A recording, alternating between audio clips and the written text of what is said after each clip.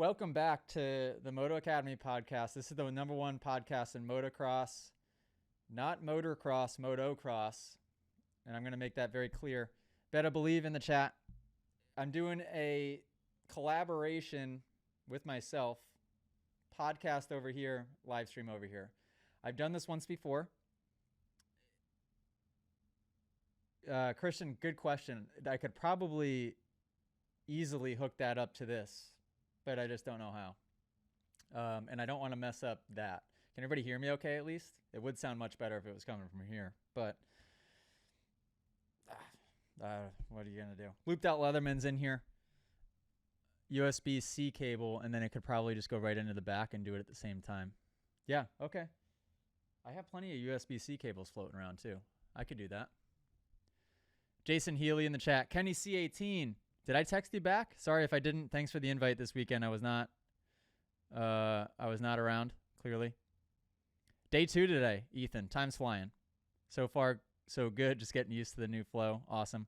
Mark 24 in the chat. Unbelievable. Okay. Thanks, Jay Stuck. I didn't text Kenny C18 back. Sorry. I'm a bad friend. But shout out Kenny C18. You got to come over and podcast with me because you got to sign. He has the nerve. Kenny C18 has the nerve to send me his front number plate. First of all, with electrical tape stickers, which is cool, but no signature. What am I going to do with a front number plate without it signed by Kenny C18? I don't know. I don't know. But I got it right here. Okay, I want to bring you guys on here in a hot second. I do have something to announce, and it has nothing to do with me. And it has everything to do with the Real GP, actually, matter of fact. So, Real GP, I don't know if you've been queued in yet or not, but you have been gifted a free week of Salt Lake City summer camp by the Moto Academy community. And hand to God, I had nothing to do with it. So, and I don't want to say who did. I'll let them say if they want to say. I'll let them keep it anonymous if they want to keep it anonymous. But shout out the Real GP.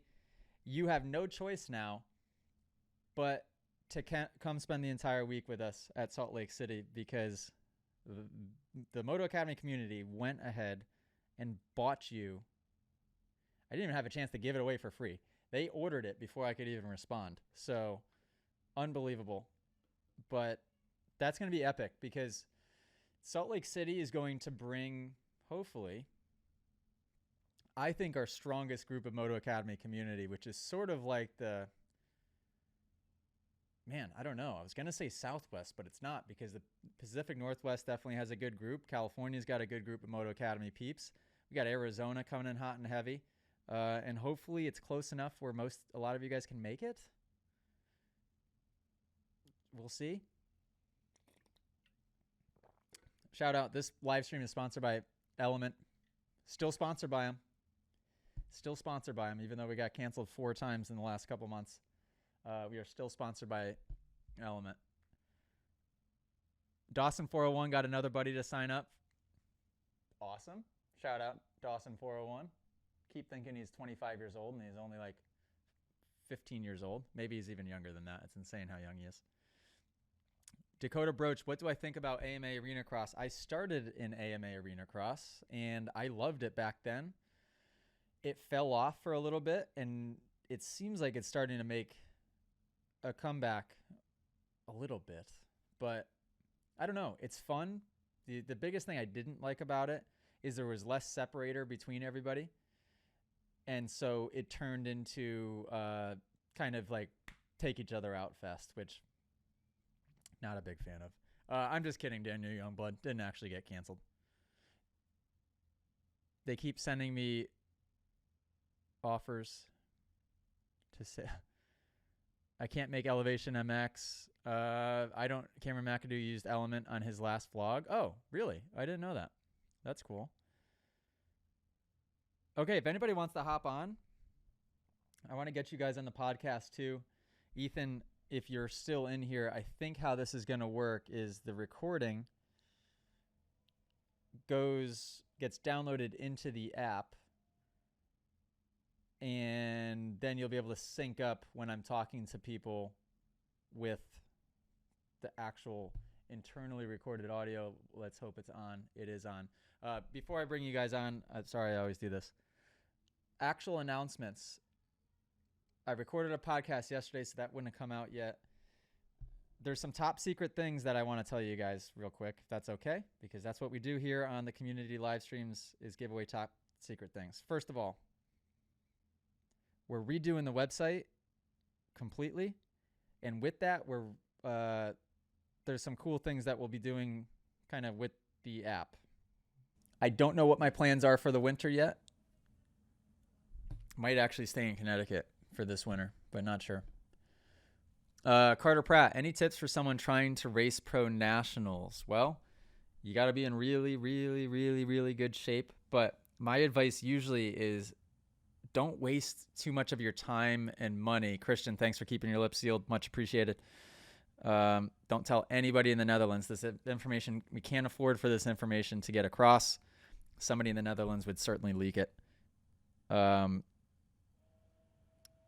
Outdoors, what I tell people is you got to get good at Supercross, because that's how you make money. You can race AMA Supercross. You can race Australian Supercross. German Supercross has a good series. World Supercross. Arena Cross even. I know Kyle Peters, and there's a lot of guys in Arena Cross that make a living just doing that.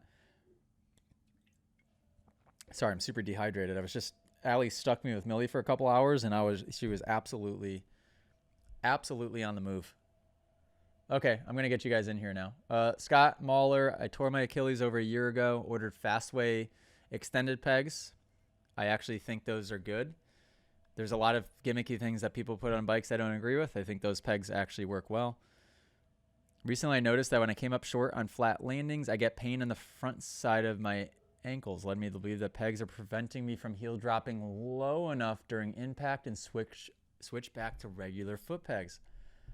Oh, interesting. So the reason I don't run them is for that very reason. I don't know what the actual degree of angle is, but it's not enough flexion for me. I kind of thought that for somebody with a super compromised ankle or Achilles, it could be helpful. But I always wondered, like, okay, it's helpful until what? Then it stops you when you really need a little bit more flexion. So smart move, I guess, to switch back. Do they make ones that angle more? I don't know. Maybe that could be helpful. But yeah, interesting. Real GP, we'll have to get you over here to the Northeast. CGI has a Supercross track? Didn't know that. That's cool. Okay, for you guys tossing in emojis, is that people that want to hop on, I'm guessing, because that's our thing? I should know what our thing is. Shout out, Allie. Hope you're doing well, if you're in the chat still.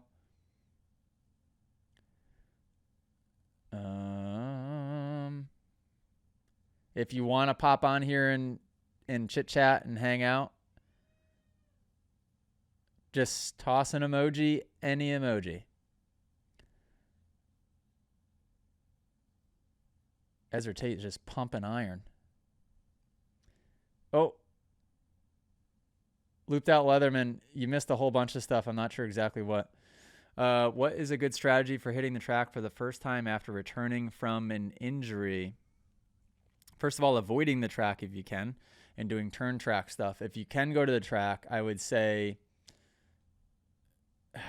definitely avoid any big jumps.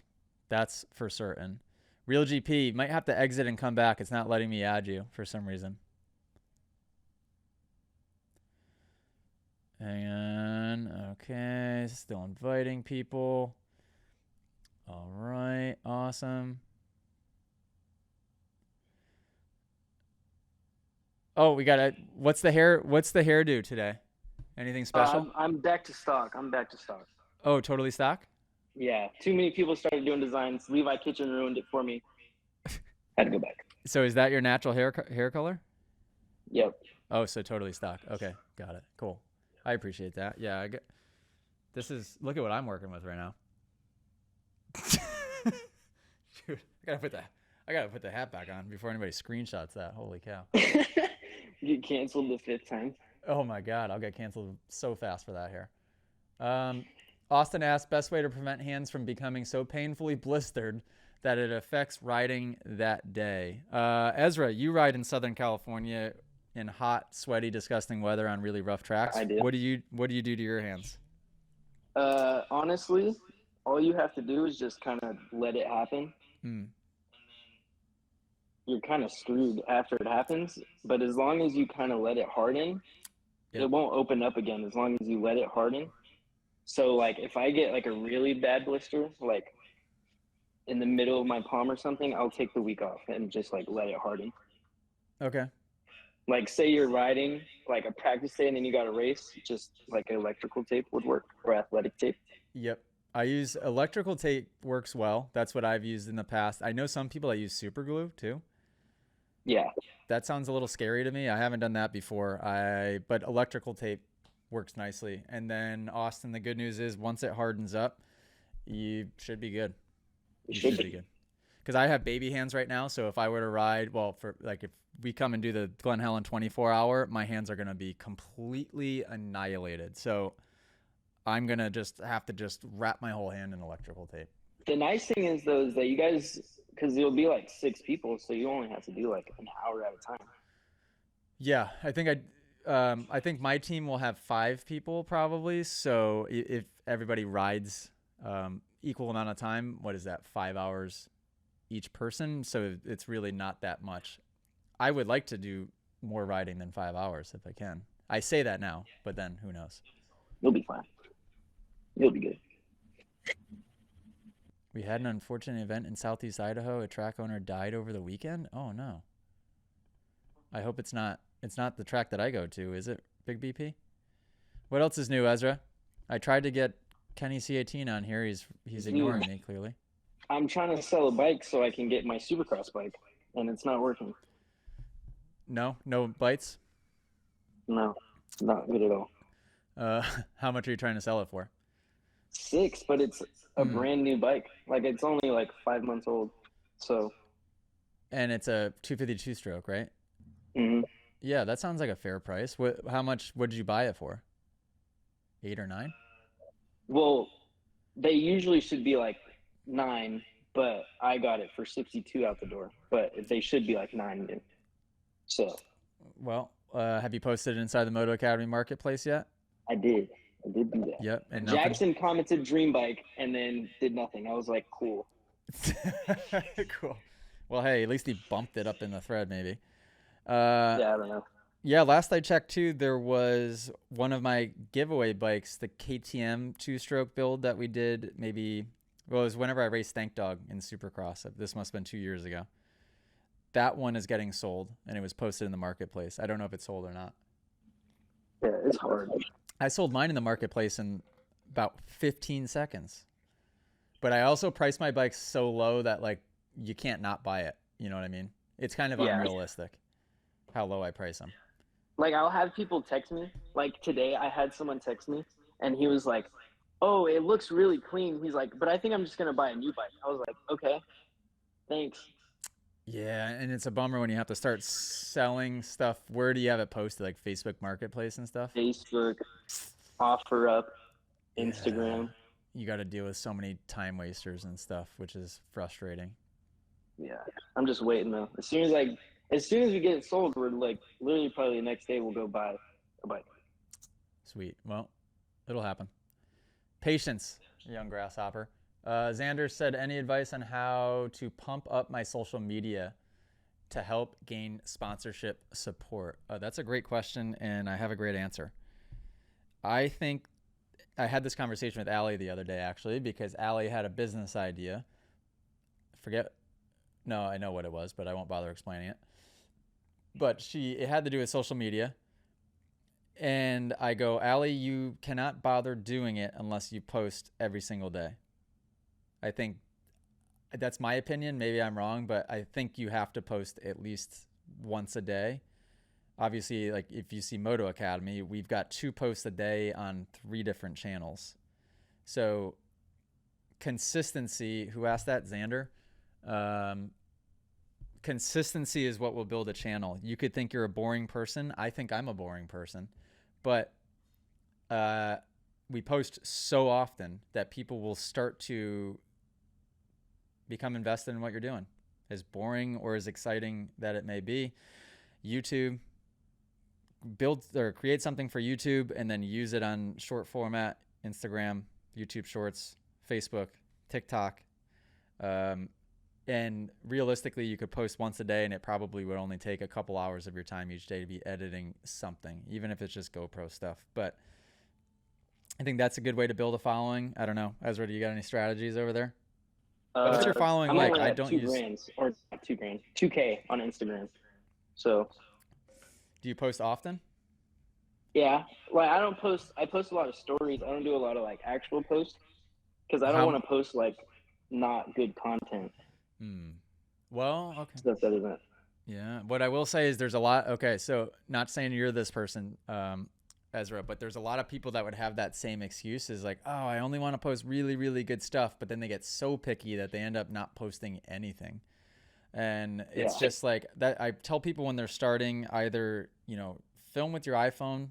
If it's just selfie mode, whatever, you have to be not afraid of looking like a dork. I mean, that's a big part of it too. Like you're going to feel probably pretty self-conscious at the beginning.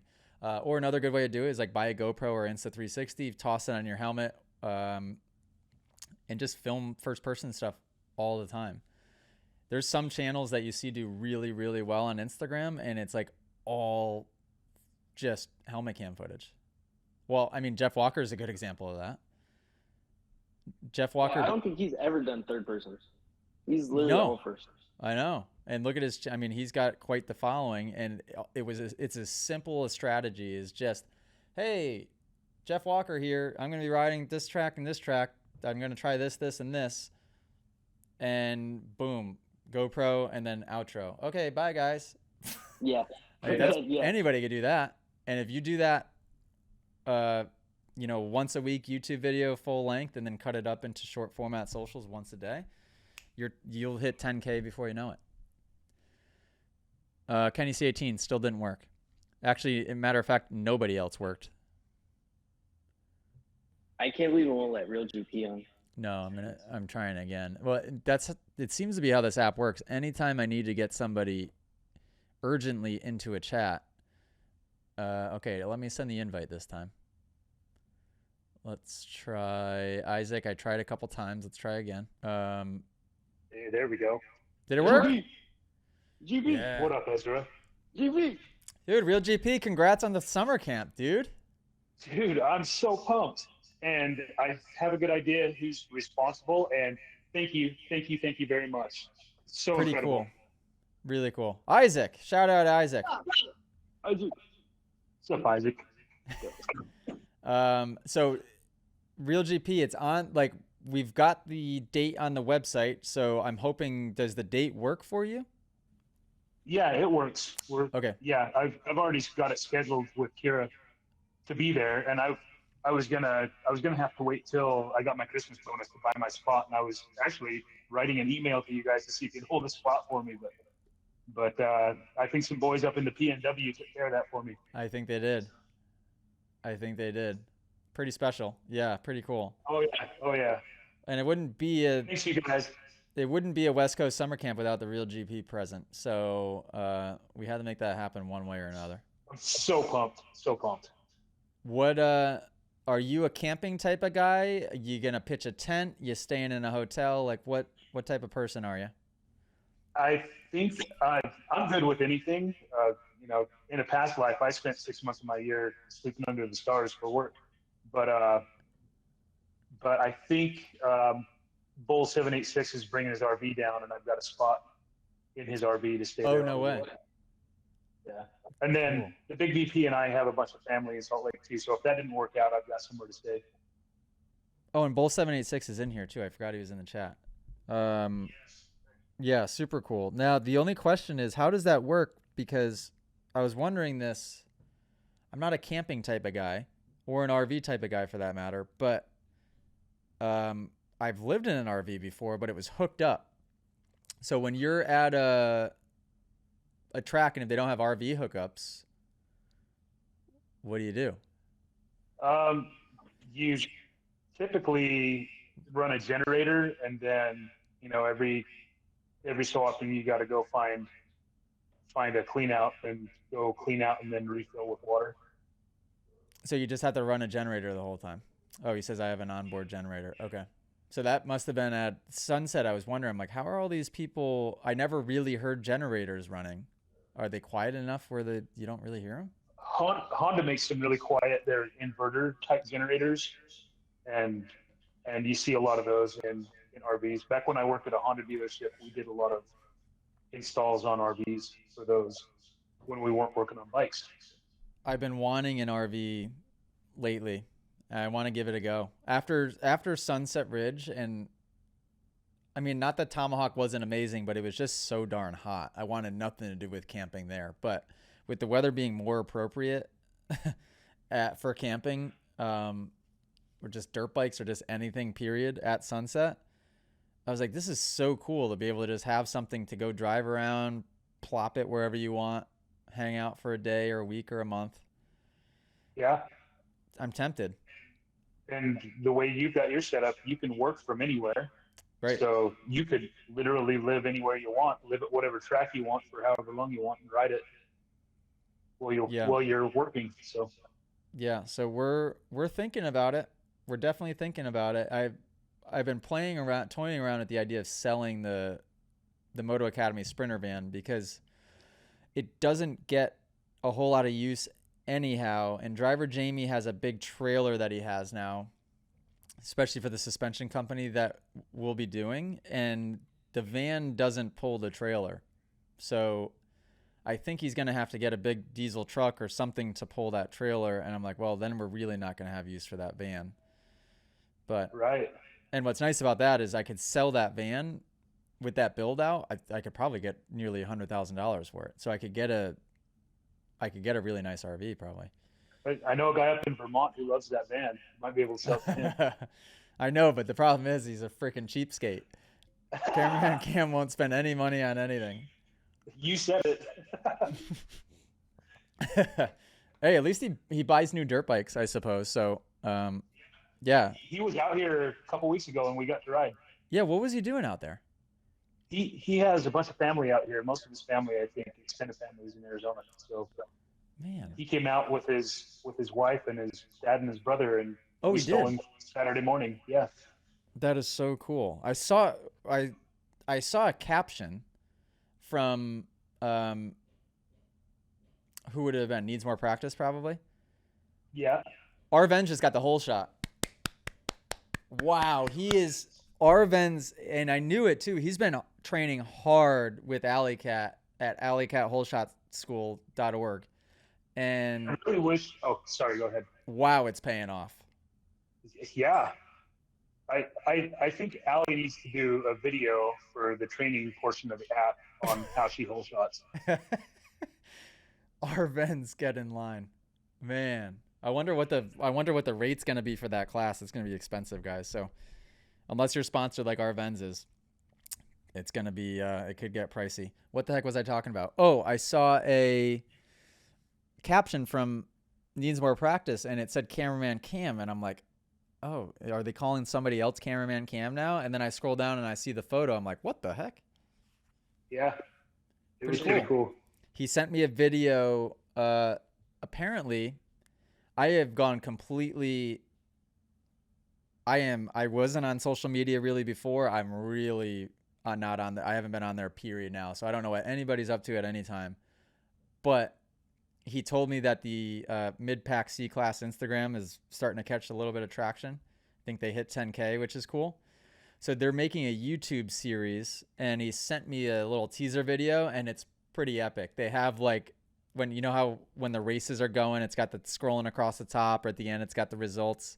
Like he's doing that. I don't know how they're doing their series, but they like keep track of the results, and it looks like a legitimate broadcast. It's pretty funny. Oh, that's super cool. So we'll have him involved with the because he doesn't live super far from Winchester, so we'll be able to do that Supercross series and get those guys involved, which would be sweet. Sweet. And that's an epic collab right there, mid-pack C-Class and the Moto Academy. Yeah, it's cool to have all those guys still involved. Like Florida, Ryan coming to do Tomahawk and spend the week with us there, and I hadn't seen him in 6 months or so, and still being able to like have cameraman Cam involved when we can get him involved it's cool. Isaac, are you riding today? What? You riding today? No, we're working on my bike. So. Okay. You look good in the footage lately, by the way. Yeah. I was most impressed by, I think it was just the slow-mo clip where you said it was a little bit of an uphill, and you stayed sitting down up over like the little roller, and then you did a kind of little bit of a sit down scrub action. Yeah. And then landed standing up. It looked like a pro. I mean, you did it perfect. Cool. Yeah. We went to Toodle for my birthday, and we stayed there for 3 days. Nice. Yeah, I was riding really well. Really, really well. Sweet. Jumping technique was really good. I got that down. I was able to go my 100% full capacity. Yeah. For an hour at a time, 3 increments. An hour at a time? Yeah, hour at a time. Jeez. Man, must be nice to be. How old are you again? I didn't feel winded. Like, my muscles didn't feel sore. Yeah. I didn't feel out of breath. Nothing. It's just when I got off my bike, I felt a little bit tired. That's all. Man. We need to bring you to 24 hours of Glen Helen, Isaac. Yeah. I know, yeah. Yeah. Yeah, but you look awesome. I keep working out and doing all my endurance stuff and think I'm not doing enough. And then I get on my bike and I realize, wow, I've done a lot. Cool. That's awesome. Just pay attention, stay focused when you're riding, and don't overdo it, because what I will say is a lot of times when people get to that point where they feel amazing is when all of a sudden they make a silly mistake because they're not paying attention or try to go too fast. So just don't take it for granted. If you're starting to feel really good on the bike, like, just make sure that you stay focused at all times when you're out there. I know that seems obvious, but The last day, I just couldn't keep my focus, and I kept landing weird, and I was like, no, Dad, I'm done today. And he's like, okay, let's back up. And we left because I just couldn't keep my focus. Yeah, when I was your age, like, I'd be, see you, Carter, I'd be singing songs in my helmet sometimes. Like, I was so easily distracted. But it's dangerous because even when I was on 60s or 80s, I'm flying, right? But I was so young that I just couldn't stay focused. So yeah, just know when enough is enough and when to pull yourself off. But that's smart. Yeah. Cool. I like it. Real GP, have you been on the bike lately? With cameraman Cam a week and a half ago. And that was my first ride since Wyoming when we talked last. And how did you feel? What's that? I'm sorry? Was it at Motoland? No, we were out in the desert. We took Cam exploring. Oh, you did? And how'd you feel? It was a good time. My bike was running a little funky. I had some old gas in there, and my bike's a little bit finicky anyways. But it was a good ride. That's awesome. I'm jealous. Well, you're coming out in December, right? That's a better time than August to ride out in the desert. Yeah. Allie goes, everybody's saying they sing in their helmet. Allie, I sing in my helmet. I didn't know that meant I wasn't focused. Well, that might mean you're focused. It depends. I sing in mine too. Can't lie. Do you? I sing in mine. I talk to myself. Maybe that could be optimal focus, and I'm just a weirdo. Christian That's how I know I'm asked, flowing. Is it the song? Yeah, I guess so. Yeah, I mean, I guess so. Question about charging a Stark at the track. Which generators do you use for those? Christian, is a Stark still on your radar? I hope so, because you wrote it really, really well. I don't know the answer to that question. I'm not the person to ask about generators. One that has a 240, 220, what's the plug-in called for what's a washer plug into? Come on, Real GP. I know you know the answer to this. Washers, I don't think they run 240, but welders do. If you've got a generator that will run a welder, then you can charge your Stark. All I know is I had an electrician come and he put some new outlets in my wall, and that works. But generators, I'm not totally. Yeah, sure. They ran the bigger power, the bigger voltage power for your charger. Oh, he said washers don't, dryers do. Thanks, Big VP. Appreciate that. Kenny C18, 7200 watts. He's an electrician. He knows. We need a TMA barbershop quartet. Halftime entertainment at the Supercross series. Christian, are you thinking about getting one still? Because that's pretty cool. If anybody else wants to hop on, by the way, I think we have room for 8 or 10 of you guys on here. So toss an emoji in. You can. I'll try to I got to get back to work, but I'll still listen. But you're at work?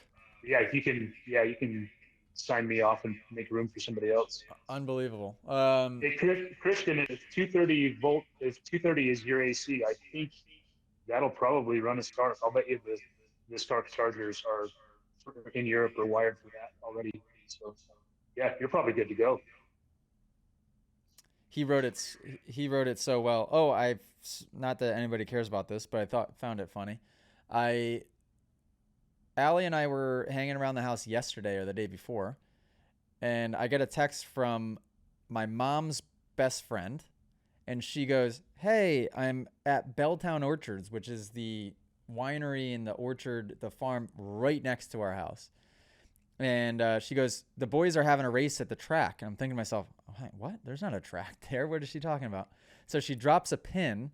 I hop in my truck with Allie and Millie and the dog and follow the pin. And it turns out the farm drops down like into this valley. And in the valley, they had a bunch of dirt trucked in and they built a sweet track. Nice. And there was like 15 people they set up a heat races, LCQ and main event so they could all race each other. And they're all like fast B, local A-class riders. So they're all pretty fast. And I'm like, what the heck? What is going on here? So we rush back to the house and I throw my gear on really quick, hop on the Stark, and then shoot out and go and ride with those guys. And the first person that I see is my friend Ben that I used to ride at his house the town over when I was little, like 10, 11, 12 years old. And he hasn't ridden since the time he was 10, 11, 12 years old. Like he's taken all this time off. And he goes, "Man, I'm a huge Stark hater, but do you mind if I try it?" And I'm like, all right, I know what's going to happen. And he tries it, 2 laps, jumps everything, looks way better than he did on his YZ252 stroke. Pulls off and he just goes, "Oh no." Just the first thing, "Oh no." I'm like, "See, I told you. It's awesome." I know that feeling. Yeah. Yeah. Well, Real GP, I won't keep you. If you have to get back to work, you can log off or you could stay, whatever you want to do. I'll still listen, but yeah. All right. Have a good day I at can work. listen to work. Toodles. Talking and working is a little tougher. If anybody wants to hop on, Thanks toss again, emojis everyone. in. See you, Real GP. Ezra, take it easy, bro. See you later, Isaac. Thanks, AJ. Well, what else? What are we doing? What else is new in the life of the Moto Academy? Well, Allie's making dinner upstairs. Allie, what are you making? Or she might be teaching her whole shot school. I'm not totally sure. Jay Stuck, were you just laughing at something, or is that an emoji because you want to hop in? Unsure. Allie, you wanna hop in this chat? You can show us what Millie's making for dinner. Hey, AJ. Yes, sir. So another cool thing that happened at Toodle is that I didn't drop my bike once in a corner or anything. Now, would you normally be a person that washes out in corners, or like how often before maybe were you crashing or tipping over in turns? So, like probably like 2 months ago, I dropped my bike every 3 laps. What? And I drop the bike all the time. Oh, And I really? rode about 7 hours at Toodle that whole weekend, and I didn't drop my bike once. Nice. That's awesome. That's a great sign. Why the heck were you crashing so much before? Were you trying to go too fast before? I was looking too close in the ruts, and I couldn't follow it, and I just fell over. It was so dumb. And then I just put my eyes further forward, and it all fixed everything. Was that your first time riding at Toodle or no? Oh, yeah, first time. First time riding. Oh, it was. Yeah. I really like those tracks there. They're really fun. I was able to scrub all the jumps. Yeah, just fun, flowy track, nothing too big jump-wise. But Really fun, really smooth. sweet. We're so in 2025, all of the locations that not all of them, but most of the locations that I go to for class, we're going to be doing 2-day events instead of a single day. and Toodle's getting a 2-day. I think Albany MX is too. I don't know if Albany is that close to you. Yeah, that's really close. They have some really sketch jumps there, though. Oh, they do? Yeah, right after the class Coach Mitchell did, they put in really bad jumps, and they don't test the jumps out at all. They just build new jumps a ton. They're these old guys that build jumps, and they're just sharp little pointy knuckly ones. Uh-oh. Well, I can always, whenever I go to tracks, I make suggestions. So Allie's dad actually crashed on there was a jump called the Holy Pistoli, which is like this uphill triple at Sunset where we had summer camp. And I convinced the track. It took me 2 days because the first day I was trying to tell them to change it. I mean, I was just kind of like gently recommending it. And they're like, well, nobody's ever got hurt on this jump. I'm like, are you sure? Because we've had 2 people already crash hard on it. And I go, the landing is like straight up and down. It just doesn't make sense. And sure enough, the next day, Allie's dad crashes. And I'm like, okay, enough is enough. Like this jump, the landing's got to be changed a little bit here just to make it a bit more safe. But I always try to tell tracks, and usually they listen. Here's like all the jumps. All the jumps are weird. They made all the jumps like gap jumps, like just triples or doubles, you know? And I was trying really hard to triple this jump. And it was my first day back from injuring my shoulder really bad. And I crashed and cased it really hard. Ouch. And so, yeah, it was a sketch jump, but I tried to triple it and it didn't work. Well, Isaac, speaking of crashing, that actually brings up a good topic. So Dawson just asked, question, I only lay over my bike maybe twice a year. Does that mean I'm not pushing enough and being too paranoid about being too perfect on the bike? That's a great question. Twice a year, I guess, Dawson, remind me of your frequency of riding. Like how often are you getting out and riding? Because twice a year is pretty darn infrequent. Ezra, how often are you crashing, would you say? Well, right now, kind of a lot, but normally not that much. Like, not bad crashes, but just like, lost the front, or like something like that. Okay. But maybe like once a month, maybe. Okay. That sounds pretty good. And you're riding what? 1 to 3 times a week? I'm at 3 a week right now. 3 a week. Okay. So 3 a week, pretty consistent, and you're only crashing, what'd you say? Twice a month? Once a month, maybe. Once a month. Okay. That's pretty infrequent as well, which is good. I mean, for me, I barely ever ride is the problem, but I can't remember. I'm sure somebody in here will remember right away and be able to point it out. I can't remember the last time that I crashed, even a tip over in a corner. So Dawson, not to say that that's right, by the way, because I think I'm extra conservative. I think that pushing the limit a little bit, as long as it's in a safe corner where you know if you tip over or whatever, it's not a big deal. There's places where you should push, and there's places where you definitely should not push, just because based on risk. I'd say that's okay, Dawson. Just pick corners that are safe and just try more lean angle. Try to go a little bit faster, see what happens. That way, that's probably what Ezra's doing. That's probably why he would tip over, right?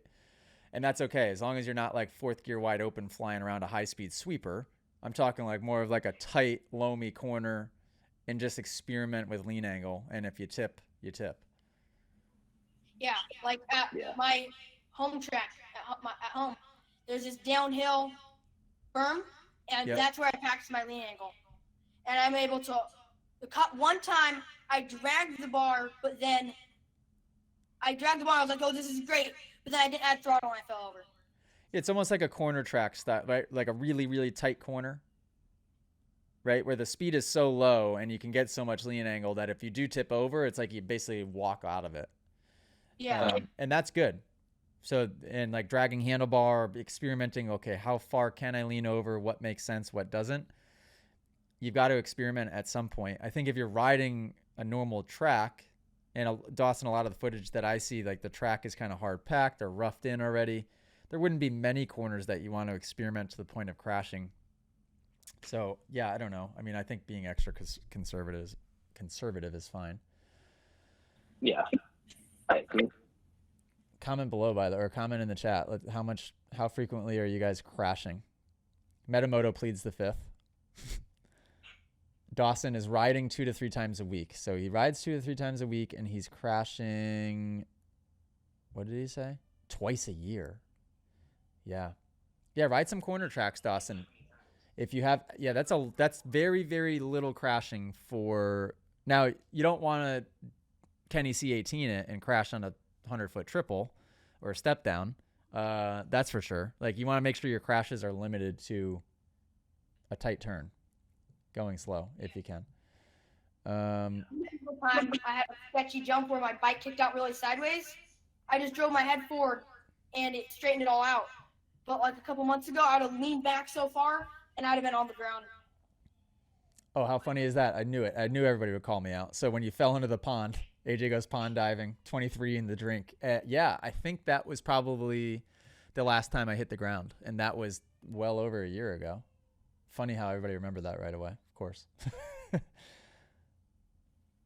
Dude, before I joined the Moto Academy, so I was very sporadic, if you want to call it, and I was on a Honda 250F, first year on a big bike, besides the 125, which doesn't really count in my opinion.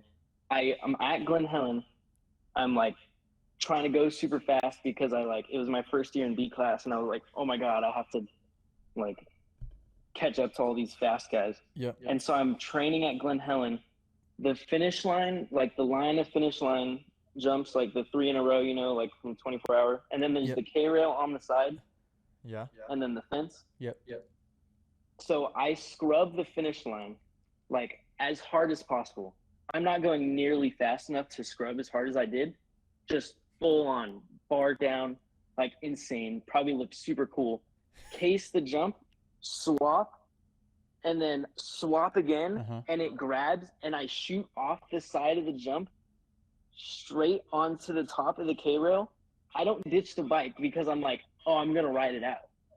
So I frame case the K-rail and then launch myself into the fence behind the K-rail.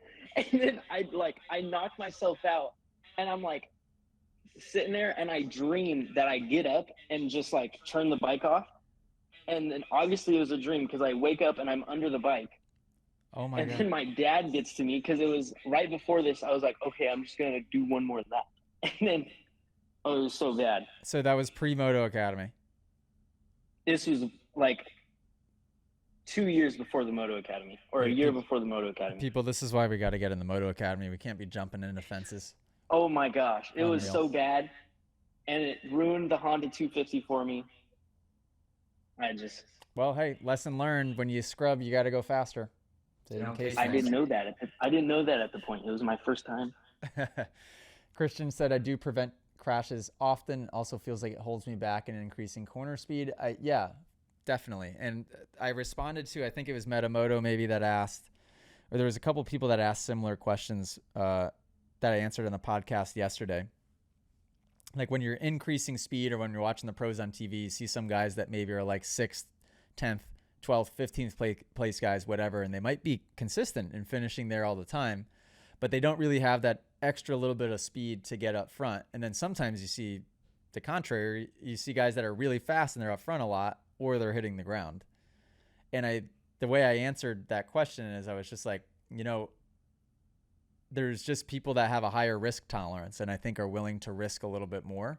And so they get that little bit of extra speed squeaked out, but the trade-off is they're hitting the ground a lot. So I don't think it's worth hitting the ground.